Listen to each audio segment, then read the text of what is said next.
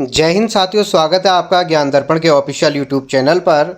आज का जो हमारा टॉपिक होने वाला है वो करंट अफेयर से संबंधित महत्वपूर्ण प्रश्नों को लेकर के होगा।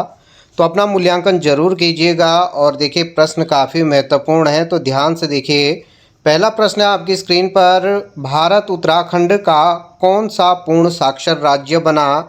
ऑप्शन आपकी स्क्रीन पर दिए गए हैं। तो इसका जो राइट आंसर होगा दोस्तों, ऑप्शन बी, छठा राज्य। देखिए दोस्तों, डिटेल देख लेते हैं। भारत देश का छठा पूर्ण साक्षर राज्य बना था। यह उपलब्धि उल्लास नव भारत साक्षर कार्यक्रम के अंतर्गत मिली थी। इस कार्यक्रम का उद्देश्य 15 वर्ष एवं उससे अधिक आयु के निरक्षर वयस्कों को साक्षर बनाना था। सर्वेक्षण के अनुसार राज्य की साक्षरता दर 95% से अधिक दर्ज की गई थी। आगे देखिए, उत्तराखंड से पहले मिजोरम, गोवा, त्रिपुरा, हिमाचल प्रदेश और सिक्किम पूर्ण साक्षर राज्य बन चुके हैं। लद्दाख देश का काफ़ी महत्वपूर्ण बिंदु है। लद्दाख देश का पूर्ण साक्षर घोषित होने वाला पहला केंद्र शासित प्रदेश है। अगला है दोस्तों, पूर्ण साक्षर राज्य के लिए शिक्षा नीतियों और सतत प्रयासों का महत्वपूर्ण योगदान है। अगला क्वेश्चन है दोस्तों आपकी स्क्रीन पर, भारत की पहली 3 स्टार अंतर्राष्ट्रीय कुराश रेफरी मंजू नयाल किस जिले से संबंधित है? तो इसका जो राइट आंसर होगा, ऑप्शन सी, अल्मोड़ा। चलिए डिटेल देख लेते हैं। मंजू नयाल उत्तराखंड के अल्मोड़ा जिले की रहने वाली है। यह भारत की पहली 3 स्टार अंतर्राष्ट्रीय कुराश रेफरी बनी है।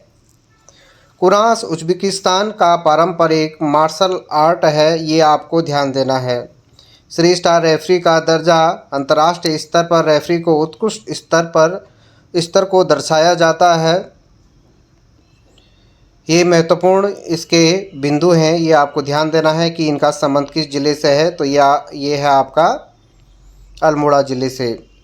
अगला प्रश्न है दोस्तों, हाल ही में उत्तराखंड की लोक भाषा गढ़वाली, कुमाऊनी और जौनसारी के संरक्षण के लिए पॉकेट शब्दकोश का लोकार्पण किया गया। वह शब्दकोश कौन सा होगा? तो उसका जो राइट आंसर होगा दोस्तों, ऑप्शन बी, आखर। उत्तराखंड की लोक भाषा के संरक्षण के लिए आखर नामक एक आधिकारिक ऐप यानी शब्दकोश पॉकेट डिक्शनरी लॉन्च किया गया है। इस ऐप में मुख्य रूप से हिंदी, अंग्रेजी, गढ़वाली, कुमाऊनी और जौनसारी भाषाओं को समाहित किया गया है। अगला प्रश्न है दोस्तों, हाल ही में उत्तराखंड उच्च न्यायालय ने एक महत्वपूर्ण निर्णय लिया है, जिसमें उत्तराखंड के नैनीताल से निम्नलिखित उत्तराखंड का जो उच्च न्यायालय हो नैनीताल से किस स्थान पर स्थानांतरित किए जाने की प्रशासनिक प्रक्रिया को स्वीकृति प्रदान की है? तो इसका राइट आंसर होगा दोस्तों, ऑप्शन सी, हल्द्वानी। अगला प्रश्न है दोस्तों, रोमानिया में आयोजित अंतर्राष्ट्रीय गोल्ड वेल्ट बॉक्सिंग चैंपियनशिप में उत्तराखंड की आरती थरियाल ने किस भार में स्वर्ण पदक जीता था? तो इसका जो राइट आंसर है दोस्तों, ऑप्शन सी, 54 किलोग्राम में। डिटेल देख लीजिएगा। पिथौरागढ़ जिले के मनिहार निवासी आरती थनियाल ने रोमानिया में आयोजित अंतर्राष्ट्रीय गोल्ड बेल्ट बॉक्सिंग चैंपियन में स्वर्ण पदक जीता था। इन्होंने यह पदक मुक्केबाजी में 54 किलोग्राम भार वर्ग में रोमानिया की खिलाड़ी को हराकर प्राप्त किया था। तो ये काफ़ी महत्वपूर्ण प्रश्न होने वाला है दोस्तों। यदि आपने देखिए PDF अगर आपको चाहिए होगी तो टेलीग्राम ज्ञान दर्पण को सर्च कीजिएगा, वहाँ पे आपको मिल जाएगा, या आप इंस्टाग्राम पे फॉलो करके या चैनल को सब्सक्राइब करके आप कमेंट में ज़रूर लिखिए, आपको PDF मिल जाएगी, ये ध्यान देना। आगे बढ़ते हैं दोस्तों। इससे पहले भी हम लोग एक करंट अफेयर के काफ़ी महत्वपूर्ण भाग 1 बना चुके हैं। यदि जिन्होंने वो वीडियो नहीं देखी तो प्लेलिस्ट में जाकर के करंट अफेयर को ढूंढिए, वहाँ पे आपको वो वीडियो मिल जाएगी। अगला देखिए दोस्तों, अगला प्रश्न है, उत्तराखंड लोक सेवा आयोग के नए अध्यक्ष कौन बने हैं? तो उत्तराखंड लोक सेवा के जो नए अध्यक्ष बने हैं वो गजेंद्र जोशी जी बने हैं। ये आपको ध्यान देना है। ऐसे प्रश्न भी कई बार परीक्षाओं में पूछे जाते हैं। काफ़ी लंबे समय से यह पद अस्थायी व्यवस्था से चल रहा था, यानी पद खाली था। तो ये जो बने वो बने गणेश जोशी। अगला क्वेश्चन है, कारगिल विजय दिवस पर मुख्यमंत्री पुष्कर सिंह धामी ने परमवीर चक्र से सम्मानित सैनिकों को दी जाने वाली अनुग्रहण राशि को 1.5 करोड़ से बढ़ाकर कितना कर दिया है? तो ये कर दिया दोस्तों ऑप्शन डी 2 करोड़। अगला क्वेश्चन है, उत्तराखंड की पहली बार किस वन्य जीव की वैज्ञानिक तरीके से गणना की गई? तो वैज्ञानिक तरीके से जो गणना की गई दोस्तों, ऑप्शन दिए गए बाघ, हाथी, गुलदार या भालू। तो यह है दोस्तों ऑप्शन सी, गुलदार या लेपर्ड। अगला क्वेश्चन है दोस्तों, नशा मुक्त मित्र अवार्ड 2026 से किसे सम्मानित किया गया? तो ये है इसका right answer option B, Lalit Joshi.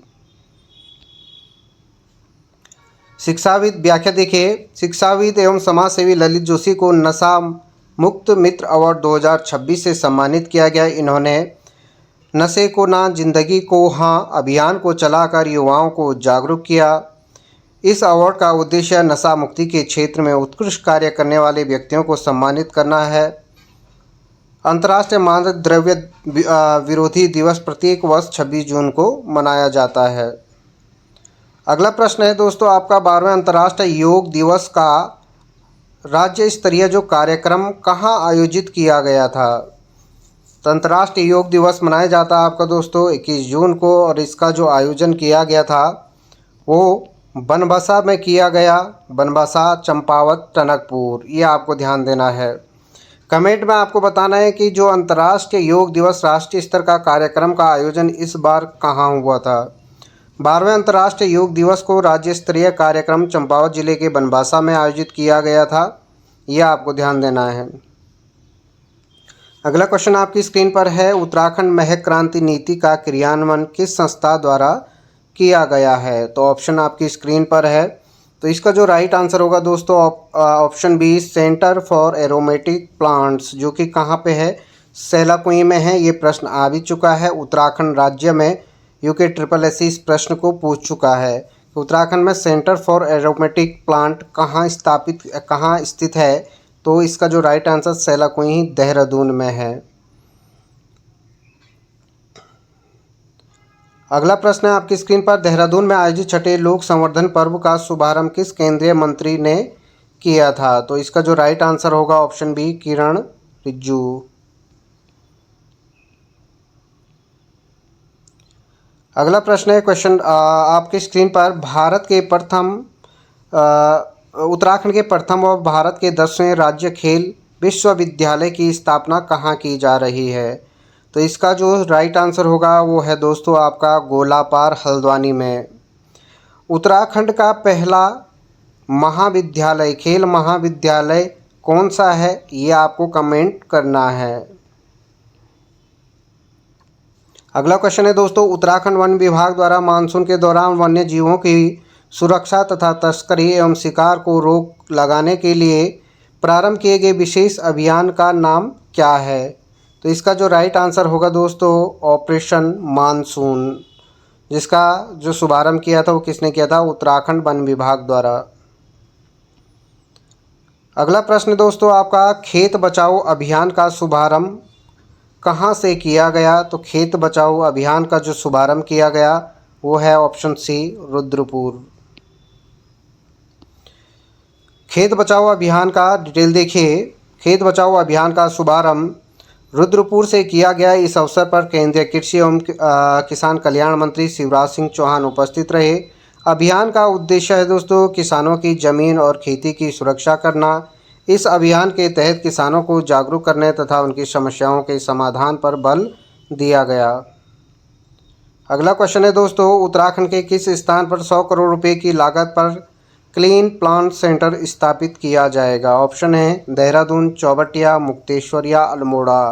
तो राइट आंसर होगा दोस्तों ऑप्शन सी, मुक्तेश्वर। डिटेल देखिए, नैनीताल जिले के मुक्तेश्वर में 100 करोड़ रुपए की लागत पर क्लीन प्लांट सेंटर स्थापित किया जाएगा। इस सेंटर को उन्नत तकनीकी एवं गुणवत्तापूर्ण पौध सामग्री तैयार की जाएगी। इसका उद्देश्य वानिकी एवं बागवानी के क्षेत्र को मजबूत करना। इस परियोजना राज्य के पर्यावरण संरक्षण एवं हरित विकास को बढ़ावा दिया जाएगा।